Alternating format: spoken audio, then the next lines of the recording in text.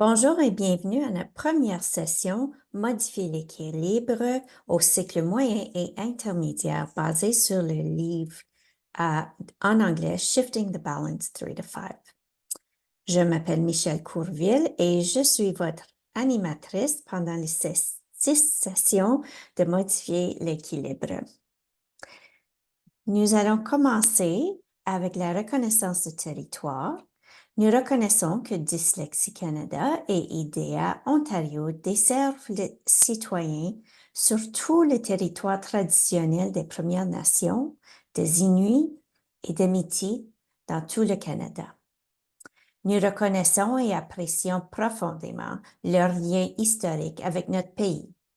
Cette reconnaissance nous rappelle nos responsabilités envers nos relations et les terres ancestrales sur lesquelles nous apprenons, nous partageons et nous vivons.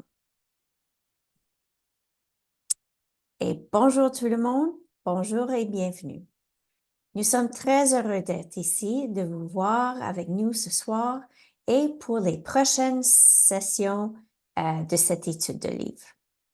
Nous avons commencé par mettre en lumière certaines des raisons pour lesquelles nous avons estimé que cela pourrait être un excellent choix pour une étude de livre en ce moment particulier.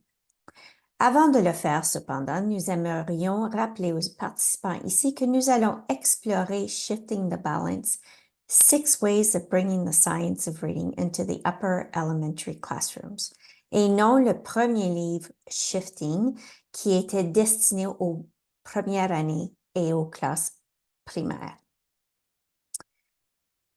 Avec le nouveau programme revisé de langue en Ontario, une grande partie de la conversation a porté sur les premières années et les compétences en lecture précoce, telles que la conscience phonémique et la phonétique. Nous voulions créer un espace pour approfondir l'apprentissage et avoir des discussions et les éducateurs du niveau junior et intermédiaire sur ce que cela pourrait signifier dans les classes élémentaires supérieures, sachant qu'il pourrait y avoir moins d'opportunités d'apprentissage professionnel pour eux en ce moment. Le programme a changé dans toutes les classes, ce qui signifie qu'il y a aussi des changements d'instruction à apporter pour les niveaux juniors et intermédiaires. Nous aimerions explorer certains de ces changements avec vous au cours des mois à venir. Et commençons. Ce soir, nous aborderons les connaissances de base et la compréhension de la lecture. Le psychologue cognitif Daniel Willingham note que les connaissances préalables d'un élève sont parmi les facteurs les plus forts pour prédire sa compréhension en lecture. Il a récemment écrit dans son blog que une fois que les enfants sont des décodeurs fluides, une grande partie de la différence entre les lecteurs n'est pas due au fait qu'ils soient un bon lecteur ou un mauvais lecteur, c'est-à-dire qu'il ait de bonnes ou mauvaises compétences en lecture. Une grande partie de la différence entre les lecteurs est due à l'étendue de leurs connaissances. Si vous me donnez un test de lecture et que le texte porte sur un sujet que je ne connais un peu, je ferai mieux que s'il porte sur un sujet que je connais pas du tout.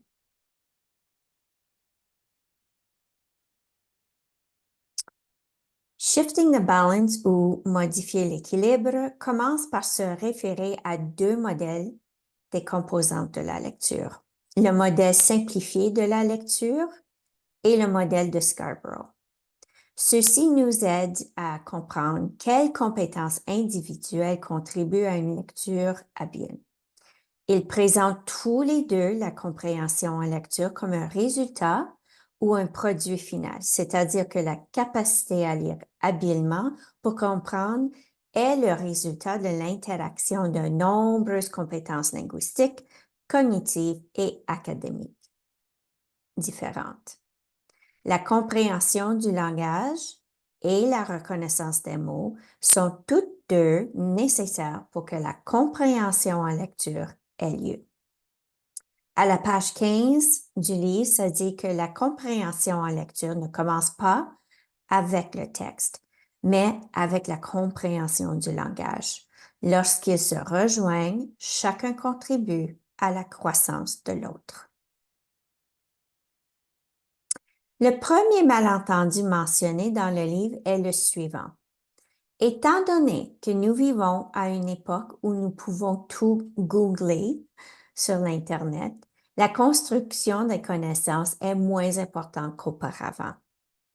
Nous voulions aborder cela dès maintenant car c'est essentiellement l'idée principale de ce changement. Ce que vous savez sur un sujet avant de lire est fortement corrélé à la compréhension de ce que vous lisez.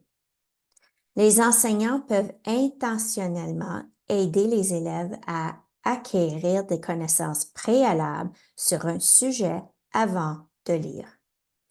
L'analogie du velcro mental rend plus facile l'attachement de nouvelles informations lorsque nous avons déjà des connaissances sur le sujet. Le point clé que nous avons retenu de ce changement est le suivant. Connaissances antérieures, ça veut dire toutes les connaissances accumulées par les élèves. Nous construisons des connaissances antérieures à travers des expériences personnelles, éducatives et culturelles. Les connaissances de base, c'est lorsque les élèves utilisent leurs connaissances antérieures et les appliquent à la lecture d'un texte. Cela devient des connaissances de base, améliorant la compréhension en aidant à construire un modèle mental de la situation dont ils lisent. Les connaissances de base sont des connaissances qui peuvent être appliquées pour donner du sens à un texte. En fait, j'ai un excellent exemple de ceci. Quand mon fils était en primaire, son enseignant a donné à la classe une tâche d'écriture. Il devait écrire un paragraphe descriptif sur quelqu'un, un ami, un membre de famille, quelqu'un qu'il aimait. Il a choisi d'écrire sur son meilleur ami à l'époque. Il a écrit un paragraphe très descriptif et détaillé sur son meilleur ami et a dessiné un beau dessin. Selon son enseignant, il a très bien réussi cette tâche. Quelques semaines plus tard, on leur a demandé de faire la même chose, mais avec un sujet différent. Et cette fois, ils devaient écrire sur leur animal de compagnie. Eh bien, nous n'avions pas d'animal de compagnie et nous n'avions jamais été autour des animaux. Inutile de dire que mon fils n'a pas bien réussi cette tâche. Pourquoi pensez-vous que cela est arrivé? Il ne pouvait pas comprendre ce que cela signifiait d'avoir un animal de compagnie, d'avoir cette connexion personnelle et émotionnelle. Je veux dire, il pouvait décrire un chien, c'est certain, mais c'est à peu près tout. Il ne pouvait pas écrire sur ce qu'il ressentait ou comment il se ressentait pour un chien, sa personnalité ou comment le chien faisait partie de la famille. Il n'y avait jamais eu l'expérience. En fait, il n'aurait pas pu écrire sur n'importe quel animal, même pas un poisson, car à cet âge et encore maintenant, il n'a jamais eu d'animal de compagnie et à l'époque, il n'avait pas les connaissances de base nécessaires pour écrire cette pièce. Cela fonctionne de la même manière pour la lecture. Il est très difficile d'avoir une compréhension approfondie d'un texte si vous ne connaissez pas le jargon, disons que vous lisez sur comment tricoter, ou si vous n'avez aucune connaissance de base. Mais demandez à un élève d'expliquer ce qu'il ressent lorsqu'il a cassé la tasse préférée de sa maman, il pourra probablement se rapporter à la situation et ainsi avoir une meilleure compréhension de ce que le texte décrirait. Pour faire la clarification, on dit connaissance antérieure ou préalable lorsqu'on parle de connaissances qu'on sait déjà. On dit connaissances de base quand nous prenons les connaissances antérieures que nous avons déjà et on les applique à ce que on lit pour ajouter plus d'informations. Pensez à cette question de réflexion 1. Parmi les malentendus de ce changement, quels sont ceux qui vous ont amené à approfondir votre réflexion? Nous allons la revisiter plus tard. Si vous avez lu le livre, ceci ne sera qu'une revue. Mais pour tous ceux et celles qui n'ont pas lu le livre encore, je vais seulement survoler les 4 malentendus du premier changement. Malentendu 1. Depuis que nous vivons à une époque où nous pouvons tout trouver sur l'Internet, l'acquisition de connaissances ou knowledge building est moins importante qu'auparavant.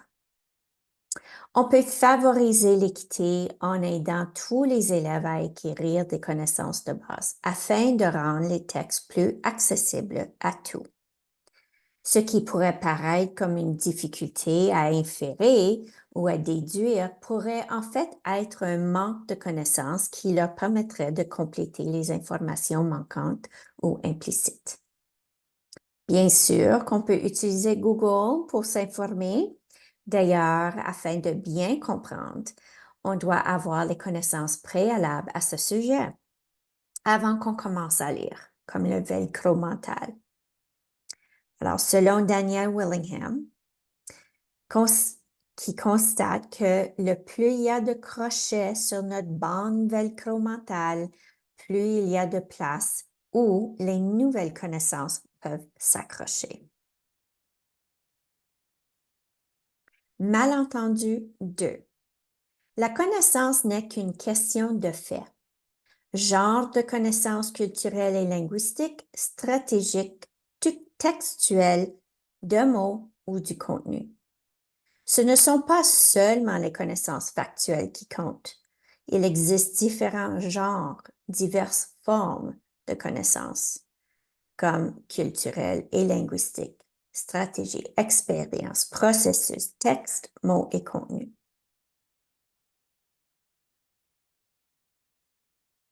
Malentendu 3. L'enseignement de la matière est moins important que l'enseignement des stratégies en lecture. On a de programmes solides en sciences et en études sociales. Il faudrait s'en profiter tout en soutenant le développement de la lecture. On doit trouver un équilibre entre l'enseignement de la lecture et l'enseignement de la matière de façon qui soit symbiotique.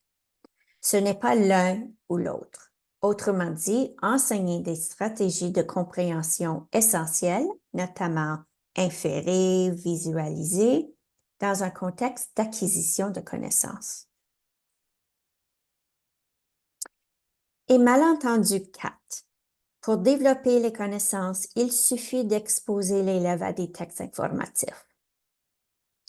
Utiliser des textes cohérents sur le plan conceptuel, un sujet, un thème commun, ou planifier au sein d'une même classe et d'une classe à l'autre, ou fournir des occasions de s'engager dans des textes et avec des pairs.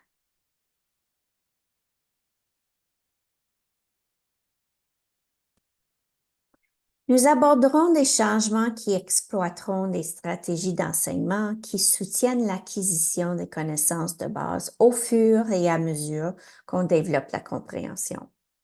Le livre suggère 5 changements ou modifications afin de combler les malentendus dans changement 1.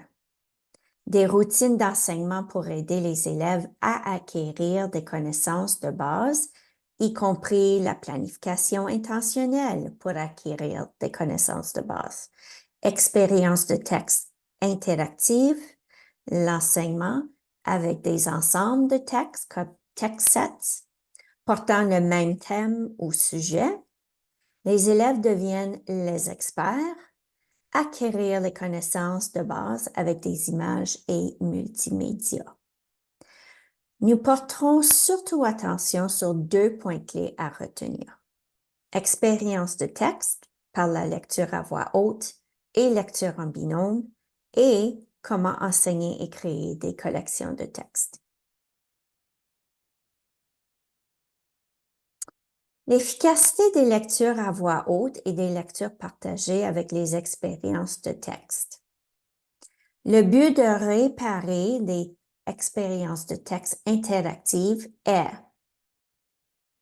pour développer les connaissances, introduire un nouveau vocabulaire, réfléchir à haute voix sur les stratégies de compréhension et partager des expériences joyeuses avec les textes. En passant, le petit livre en bas de l'écran est un lien qui vous dirige à un gabarit de planification d'une lecture à voix haute. J'ai pu l'adapter en français. Le lien sera actif une fois que cette présentation sera mise dans la banque de ressources qui est probablement là maintenant.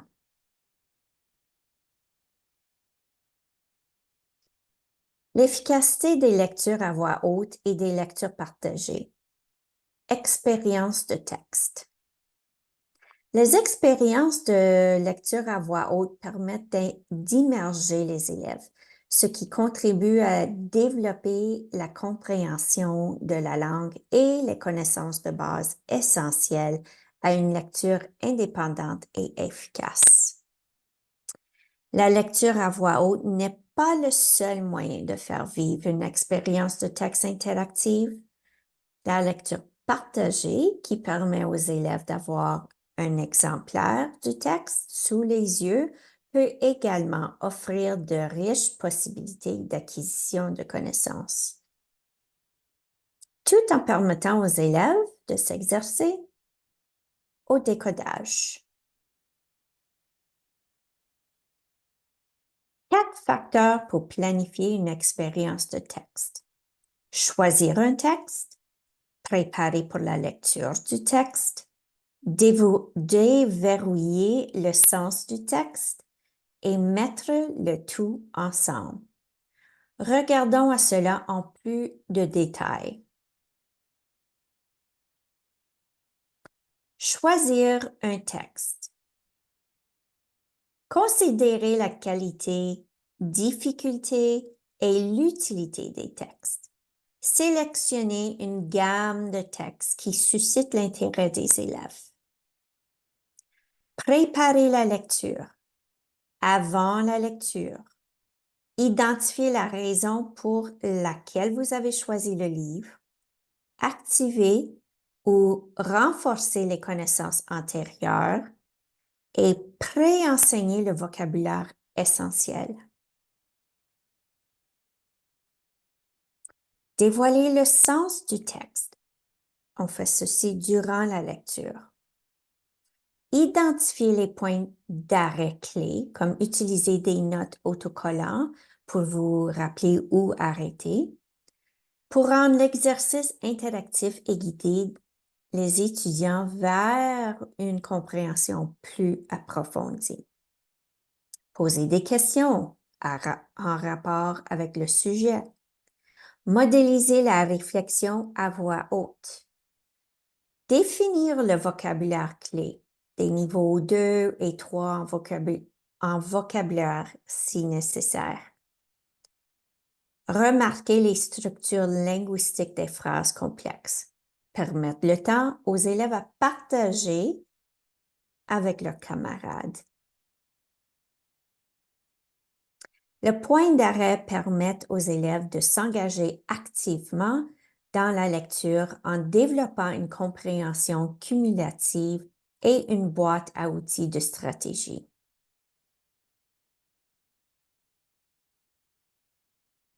Et mettre le tout ensemble, ce qu'on fait après la lecture. Laissez du temps aux élèves pour qu'ils puissent assembler les pièces du puzzle ou du casse-tête afin d'approfondir la compréhension. Incitez les élèves à réfléchir à leur expérience du texte. Vous pouvez leur poser des questions telles que qu'ont-ils appris? Comment ont-ils modifié leur façon de penser?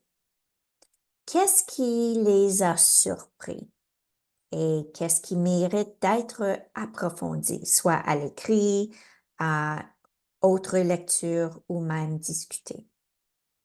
Renforcer les liens velcro, s'assurer que les élèves repartent avec de nouvelles connaissances pour leur apprentissage futur.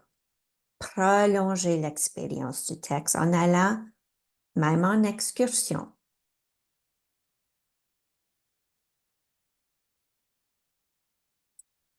L'enseignement de la matière par rapport à l'enseignement des stratégies en lecture.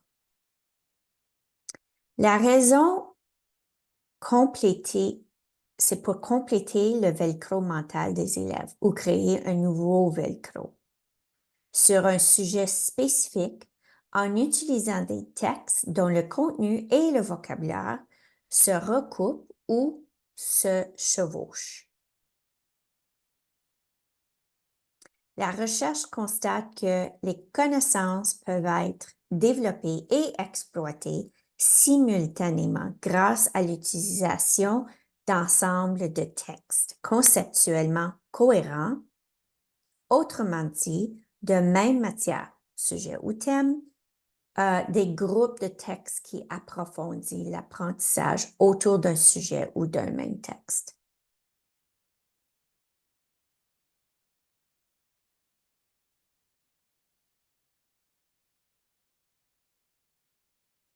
Les textes informatifs ne suffisent pas à développer des connaissances. Les livres narratifs sont également utiles. Les histoires, qu'elles soient de fiction ou non, peuvent en fait nous aider à apprendre des informations factuelles. Les connaissances de base ne se limitent pas à la simple connaissance de faits, mais elles servent un certain nombre d'objectifs divers lorsqu'il s'agit de comprendre un texte.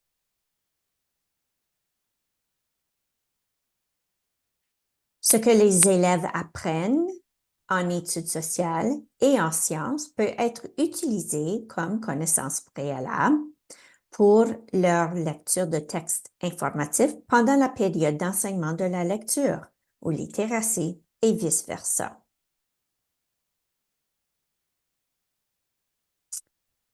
Étendre l'acquisition de connaissances à l'enseignement de la lecture et à l'enseignement de la matière de manière connectée signifie que les deux ont une relation symbiotique et n'ont pas besoin d'être enseignés séparément. Si on enseigne, disons, en 4e année les animaux et leur habitat, en français, il faut souvent enseigner le vocabulaire comme de niveau 3, 2 et niveau 3, avant qu'on enseigne même le contenu. C'est alors aussi une façon d'enseigner la conscience phonémique de manière explicite. On peut ainsi apprendre des textes soit fictifs ou non et lire à voix haute pour développer des connaissances de base.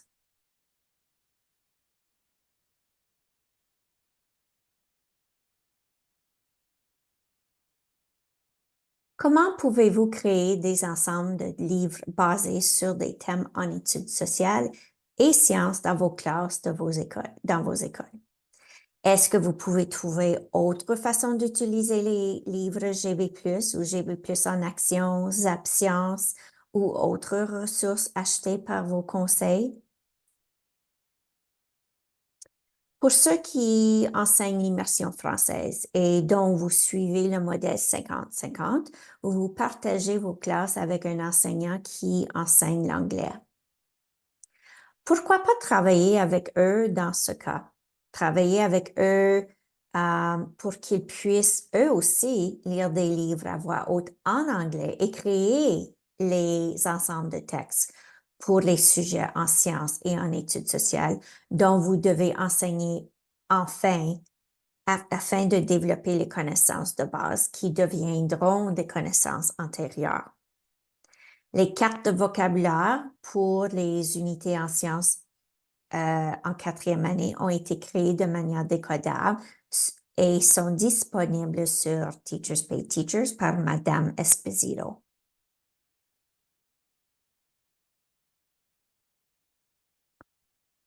Maintenant que nous avons revu les points clés de ce chapitre, regardons à quelques questions de réflexion. Vous vous rappelez qu'au début, je vous ai demandé de garder cette question en tête lorsque nous avons passé à travers les malentendus. Donc, parmi les malentendus entendus de ce changement, quels sont ceux qui vous ont amené à approfondir votre réflexion? Vous pouvez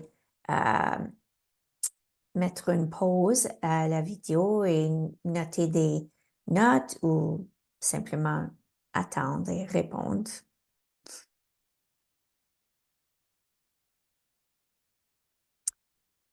Donc, le malentendu 1, depuis que nous vivons à une époque où nous pouvons tout trouver sur l'Internet, l'acquisition de connaissances est moins importante qu'auparavant. Ça, c'était le malentendu. Le deuxième, juste un rappel, la connaissance n'est qu'une question de fait. Malentendu 3, l'enseignement de la matière est moins important que l'enseignement des stratégies en lecture. Et finalement, 4, pour acquérir les connaissances, il suffit d'exposer l'élève à des textes informatifs.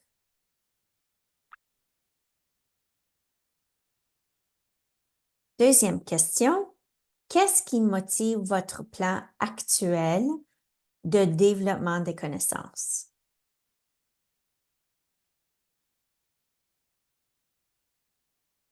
Et 3, comment exploitez-vous les textes liés à des sujets de sciences ou d'études sociales pour développer intentionnellement les connaissances des élèves parallèlement à l'enseignement de la lecture et de l'écriture?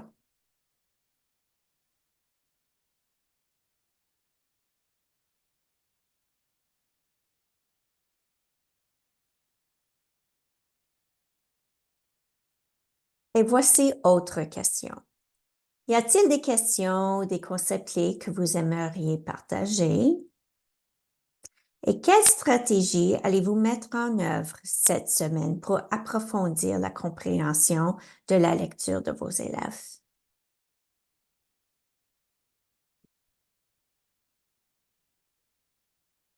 Pour en apprendre plus, pour ceux qui aiment écouter des balados, Knowledge Matters Podcast est un excellent balado qui discute à ce sujet. Pour les lecteurs, The Knowledge Gap est un livre super qui parle aussi de la Perspectives on Language and Literacy, the Importance of Knowledge. Et pour ceux qui aiment visionner des vidéos, Anita Archer discute Background Knowledge, Key to Learning and Reading Comprehension, qui est super aussi. Alors, vous pouvez trouver, une fois que les diapos sont disponibles, vous pouvez trouver toutes ces informations-là dans les liens sur cette diapositive ici.